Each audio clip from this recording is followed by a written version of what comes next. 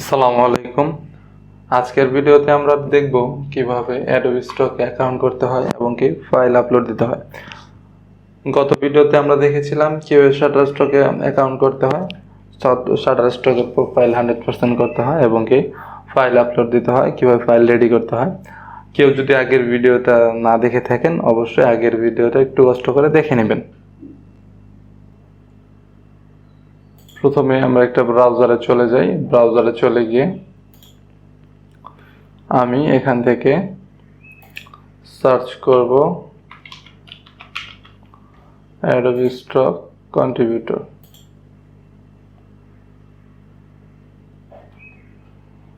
আচ্ছা, আমার এখানে একটা অ্যাকাউন্ট আছে, আমি একটা সাইন আউট দিয়ে নিই। সাইন আউট দেওয়ার পর আপনারা জয়েন নাও এ ক্লিক করবেন। জয়েন নাও এ ক্লিক করবেন, তারপর এখানে একটা ক্রিয়েট এন অ্যাকাউন্টের চলে আসবে। আপনারা চাইলে গুগল দিয়ে অথবা ফেসবুক দিয়েও লগ ইন করা এখানে অপশন আছে, সাইন আপ করার অপশন আছে, কিন্তু এটা আপনারা ভুলেও করবেন না। কারণ এই অ্যাকাউন্টটা যদি নষ্ট হয়, আপনার ফেসবুক অ্যাকাউন্টটা যদি নষ্ট হয়, সাথে সাথে কিন্তু আপনার এই অ্যাকাউন্টটা নষ্ট হয়ে যাবে। আমি এখানে অবশ্যই ইমেল দিয়ে অ্যাকাউন্ট করব। আমি ফার্স্ট নেম লাস্ট নেম দিয়ে দিলাম।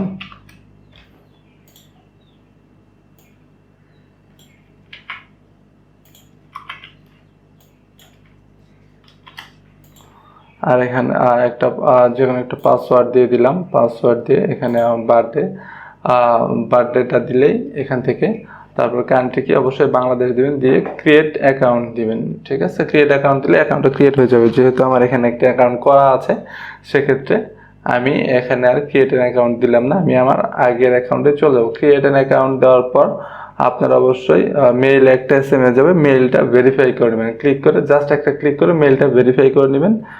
একটা ক্লিক করে আবার আপনার অ্যাডোবি স্টকে কন্ট্রিবিউটরে চলে আসবে, ইমেলটা ভেরিফাই হয়ে যাবে।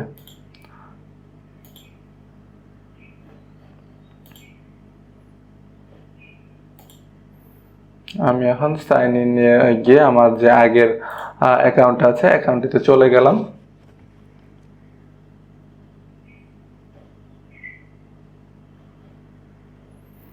এখান থেকে আপনারা কি করতে পারবেন, প্রথমেই অ্যাকাউন্টটা ক্রিয়েট করার পর ম্যানেজ মাই অ্যাডোবি আইডি, ম্যানেজ মাই অ্যাডোবি আইডি থেকে আপনার অ্যাকাউন্টটা কিন্তু চাইলে আপডেট করে নিতে পারবেন, আপনার মতো করে এডিট করে নিতে পারবেন।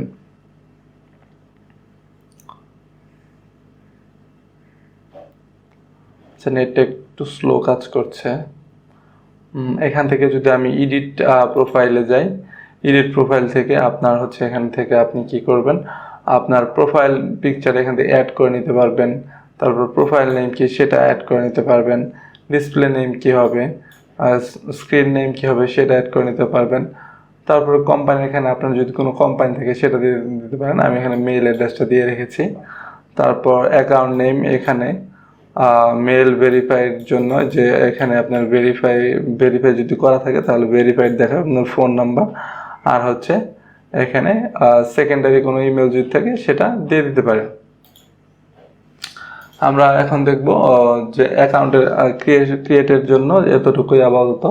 তারপর আমরা দেখব কিভাবে ফাইল আপলোড করতে হবে। এই মেইলটা যখন ভেরিফাই হয়ে যাবে তখন আমরা এখানে ফাইল আপলোড করতে পারবেন। ফাইল আপলোডের জন্য এখানে আপলোড লেখা আছে, এই আপলোডে যাওয়ার পর আমি এখানে ড্র্যাগ এন্ড ড্রপ করেও দিতে পারি। ড্র্যাগ এন্ড ড্রপ না করে আমি এখানে ব্রাউজে ক্লিক করব। ঠিক আছে, ব্রাউজে ক্লিক করার আগে আমাকে অবশ্যই কোন ফাইলটা আপলোড দেবো সেটা কিন্তু আমাকে বানিয়ে নিতে হবে। আমি এখান থেকে আমার যে ফাইলগুলো আছে সেখান থেকে আমি একটা ফাইল নিয়ে নিব আপলোড করার জন্য। যে ফাইলটাও কিভাবে ক্রিয়েট করব সেটা কিন্তু আমার দেখতে হবে। প্রথমেই কন্ট্রোল এন প্রেস করে আমি কত এখানে 3000 পিক্সেল বাই 3000 পিক্সেল নিয়ে নিলাম। কালার দিব RGB, রেজলিউশন দিব 72, দিয়ে ক্রিয়েট।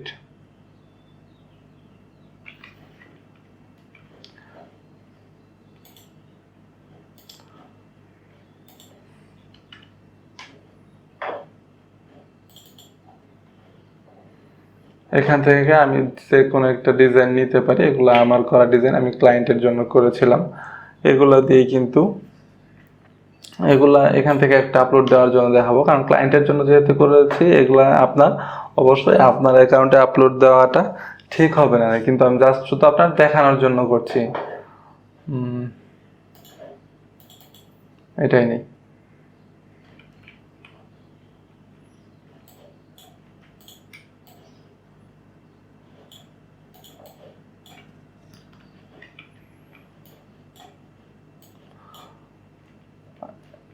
আরেকটা জিনিস, এখান থেকে যা কিছু আছে সব কিন্তু ভেক্টর থাকতে হবে। হ্যাঁ, সব কিন্তু এক্সপ্যান্ড করে নিতে হবে, একটা ভেক্টর বানিয়ে নিতে হবে। কোনো স্ট্রোক যদি থাকে সেটাও হবে না, বা কোনো টেক্সট যদি থাকে, টেক্সট যদি এখান থেকে থাকে, সাপোজ আমি একটু দেখিয়ে দিই।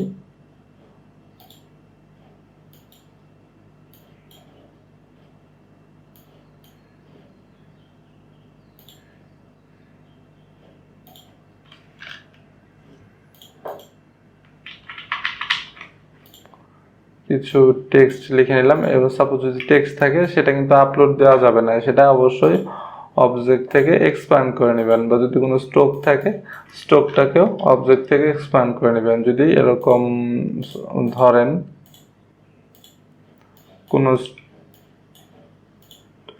কোনো স্ট্রোক যদি থাকে, এবার যদি আউটলাইন করা থাকে জিনিসটা,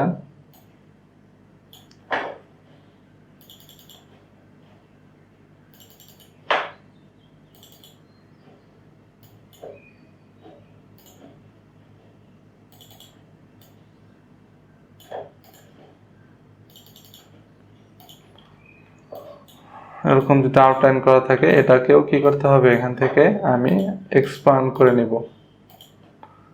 স্ট্রোকটাকে ভেঙে আমি ফিল করে নিলাম।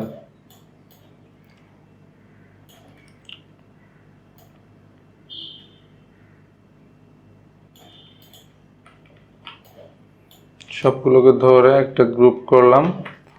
পিছনে আমার একটা ব্যাকগ্রাউন্ড দেওয়ার জন্য আমি একটা শেপ নিয়ে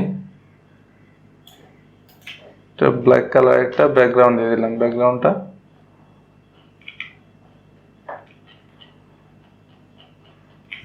আর এখান থেকে দেখবেন যেটা আপনার ব্যাকগ্রাউন্ডটা যেন আর্টবোর্ডের থেকে বড় না হয়, এর জন্য আমি কি করতে পারি, যেমন আমি যে আর্টবোর্ডটা নিয়েছি, আর্টবোর্ডের মাপ একটা ব্যাকগ্রাউন্ড করে দিতে পারি 3000 পিক্সেল বাই 3000 পিক্সেল দিয়ে ওকে দিয়ে দিলাম। ওকে দেওয়ার পর আমি এই ব্যাকগ্রাউন্ডটাকে আমার আর্টবোর্ডের সাথে অ্যালাইন করে নিতে পারি। Align two artboard, middle, middle, পিছনে দিয়ে দিলাম। এখন যে আমার ডিজাইনটা আছে, এই ডিজাইনটা আমি আমার আর্টবোর্ডের সাথে আবার মিডল অ্যালাইনমেন্ট করব। আরেকটা জিনিস, যেমন দুটাকে ধরলাম, দুটোকে ধরে যদি আমি মিডল অ্যালাইনমেন্ট করতে, এভাবে যদি মিডল দিই, তাহলে কি হয়েছে, আমার ডিজাইনটাও নিচে চলে আসছে, আর পিছনে যে ব্যাকগ্রাউন্ড ছিল ব্যাকগ্রাউন্ডটাও উপরে চলে গিয়েছে। সেজন্য আমরা এখানে আরেকটা ক্লিক যদি করি, তাহলে দুটোকে ধরার পর আমরা যদি একটা ক্লিক করি, যেটার উপর ক্লিক করবো সেটা স্থির থাকবে। হ্যাঁ, সেটা স্থির থাকবে। দিয়ে এখন যদি মিডল অ্যালাইনমেন্ট দিই, তাহলে কিন্তু আমার কাজটা হয়ে গিয়েছে।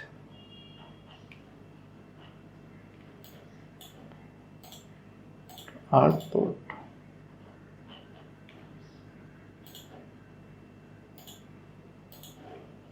এখানে একটু মনে হচ্ছে একটু কম আছে।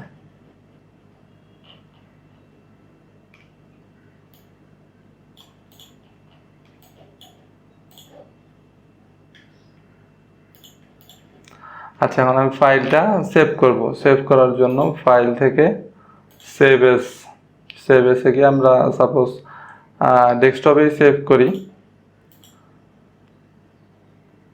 ইপিএস ফাইল আমরা সেভ করব।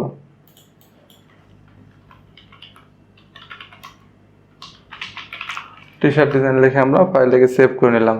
অবশ্যই ফাইল সেভ করার সময় আমরা শাটারস্টকে যেভাবে দেখিয়েছিলাম ঠিক একইভাবে এখানে ইলাস্ট্রেটর 10 ইপিএস দিয়ে দিব, যাতে কেউ ডাউনলোড করলে, যদি কেউ লো ভার্সন যদি ইউজ করে, সেক্ষেত্রে যাতে সে ডাউনলোড করে তার তার যে ইলাস্ট্রেটর সফটওয়্যারটা আছে, ইলাস্ট্রেটর সফটওয়্যারে সে যাতে ওপেন করতে পারে।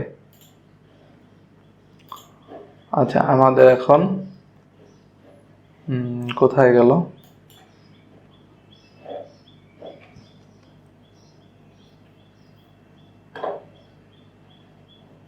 এই যে এটা যদি আমি ক্লিক করে যদি এখানে ড্রপ করে দেই, তাহলে কিন্তু এটা আপলোড শুরু হয়ে যাবে। একটু সময় নিতে পারে, এখানে শুধু ভেক্টর ফাইলটাই আপলোড দিতে হবে। হ্যাঁ, ভেক্টর ফাইলটা আপলোড দিলেই এখানে কিন্তু আমার নেক্সটে চলে আসবে।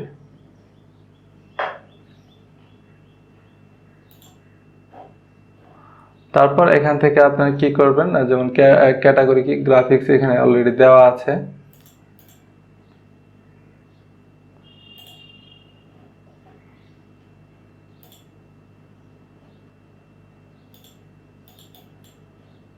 এখান থেকে আপনার যে ট্যাগটা ইউজ করবেন, ট্যাগটা এখান থেকে দিতে হবে ফাইল ভেক্টর, তারপর এখানে ক্যাটাগরি হচ্ছে গ্রাফিক্স দিয়ে দিলাম।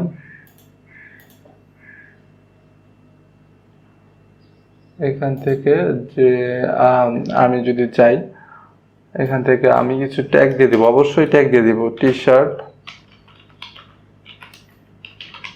Design,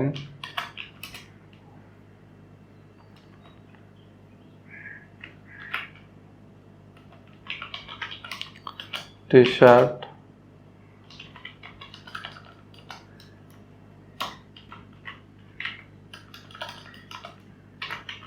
vector typography,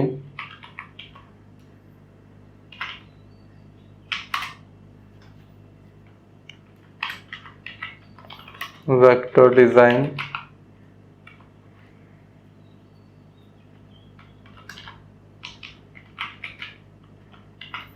typography design. আমি এই কয়েকটা ট্যাগ দিয়ে দিলাম। আপনারা যে কয়েকটা ট্যাগ যায়, এখানে আরো 43টা কিওয়ার্ড দেওয়া যাবে। আপনারা একদম ফুল ভাবে 43টা কিওয়ার্ড দিয়ে দিবেন। আর এখানে অবশ্যই টাইটেল দিতে হবে। হ্যাঁ, টাইটেলটা কি, আমি টি শার্ট ডিজাইন, যে টি শার্ট ডিজাইনটা আছে এটার নামই দিয়ে দিচ্ছি, যেমন all you need NPM।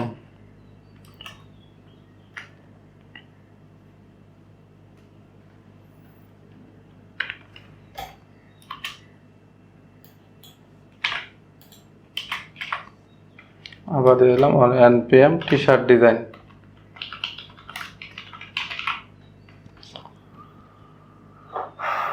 T shirt design দিয়ে এখন যদি আমি সাবমিট দিই, তাহলে কিন্তু এটা আমার সাবমিট হয়ে যাবে। আমি সাবমিট অন ফাইল দিলাম, দিয়ে সাবমিট দিয়ে দিলাম। আমার ফাইলটা ইন রিভিউতে আছে, যেহেতু আমার একটা ক্লায়েন্টের করা কাজ, আমি এখানে রাখবো না, আপনাদের শুধু দেখানোর জন্য আমি এটা ডিজাইনটা আপলোড দিয়েছি। আমি এখান থেকে ডিলিট ফাইল করে দিলাম। আরেকটা কথা বলে রাখি,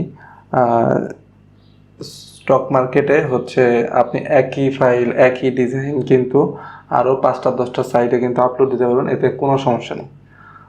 আপনি শাটার স্টকে যেটা করেছেন সেটা কিন্তু সেম জিনিসটাই কিন্তু অ্যাডোবিতে আপলোড দিতে পারবেন, আবার সেম জিনিসটাই কিন্তু ক্রিয়েটিভ ফেব্রিকেতে আপলোড দিতে পারবেন, তাতে কোনো সমস্যা নেই।